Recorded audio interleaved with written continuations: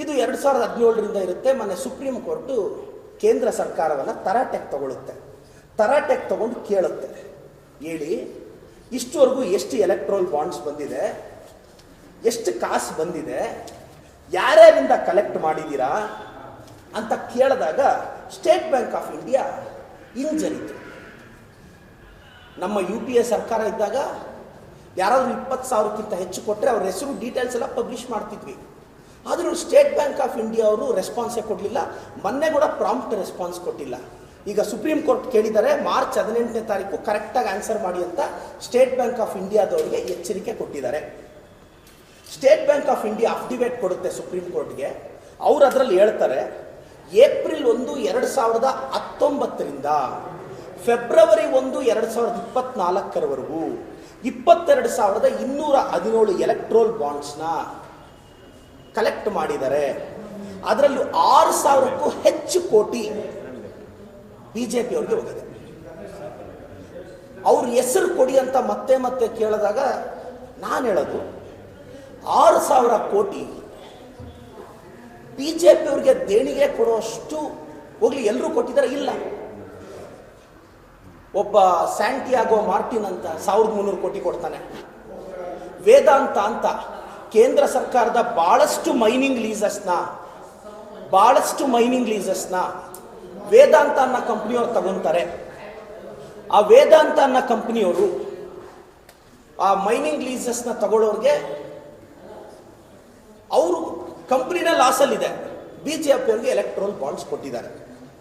ಇವತ್ತು ನಮ್ಮ ಕಾಂಗ್ರೆಸ್ ಸರ್ಕಾರ ಇದ್ದಾಗ ಯಾವುದೇ ಕಂಪನಿ 7.5% ಟೋಟಲ್ ಪ್ರಾಫಿಟ್ಗಿಂತ ಹೆಚ್ಚು ಡೊನೇಟ್ ಮಾಡೋಂಗಿಲ್ಲ.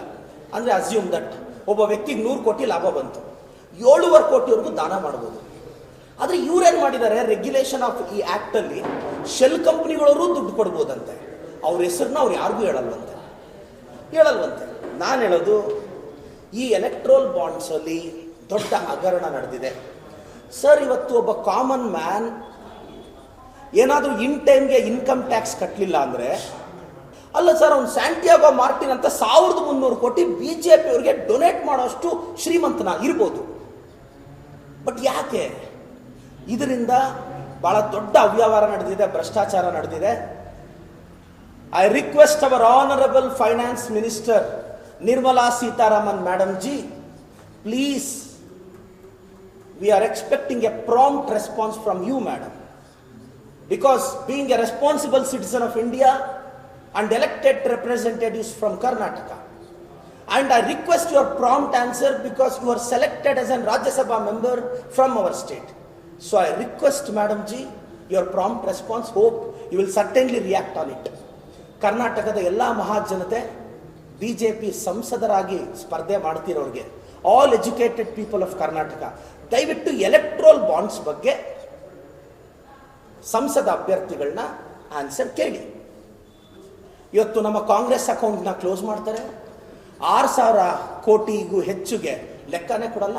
ನಾನು ಹೇಳೋದು, ಇವತ್ತು ನೀವೋ ನಾನು ₹1 ಸಂಪಾದಿಸಿದ್ರೆ ಅದಕ್ಕೆ ಸೋರ್ಸ್ ಹೇಳಲಿಲ್ಲ ಅಂದರೆ IT ಅವ್ರು ಸುಮ್ಮನೆ ಇರ್ತಾರ, ED ಅವ್ರು ಸುಮ್ಮನೆ ಇರ್ತಾರ? ಆದರೆ ಒಂದು ಪೊಲಿಟಿಕಲ್ ಪಾರ್ಟಿಗೆ 7 ನ್ಯಾಷನಲ್ ಪಾರ್ಟೀಸ್, 24 ರೀಜನಲ್ ಪಾರ್ಟೀಸ್ 15,000 ಕೋಟಿ ತಗೊಂಡಿದೆ ದಾನ. ಅಂದರೆ ಅವ್ರ ಹೆಸರು ಹೇಳಲ್ವಂತೆ, ಅವ್ರ ಐಡೆಂಟಿಟಿನೂ ಡಿಸ್ಕ್ಲೋಸ್ ಮಾಡಲ್ವಂತೆ. ಇದರಿಂದ ಯೋಚನೆ ಮಾಡಿ, ಕಪ್ಪು ಹಣನ BJP ಅವ್ರು ಆಚೆ ತಂದ್ರೋ ಇಲ್ಲ ಕಪ್ಪು ಹಣನ ಅವರೇ ಮಾಡ್ತಿದ್ದಾರೋ ಅಂತ. ನಾನು ಕರ್ನಾಟಕದ ಎಲ್ಲ BJP ಹಿರಿಯ ನಾಯಕರನ್ನ ದಯವಿಟ್ಟು ರಿಯಾಕ್ಟ್ ಮಾಡಿ ಸರ್. ನೀವು ಬೈತೀರ ನನಗೆ ಗೊತ್ತು, ಇದಾದಮೇಲೆ ಆನ್ಸರ್ ಮಾಡಿ ಬೈಕೊಳ್ಳಿ ಸರ್. ಎಲೆಕ್ಟ್ರೋಲ್ ಬಾಂಡ್ ಬಗ್ಗೆ ನಿಮಗೆ ನೈತಿಕತೆ ಇದ್ದರೆ ಪ್ಲೀಸ್ ಆನ್ಸರ್ ಮಾಡಿ. Once again I request our honourable finance minister madam ji, please expect your answer.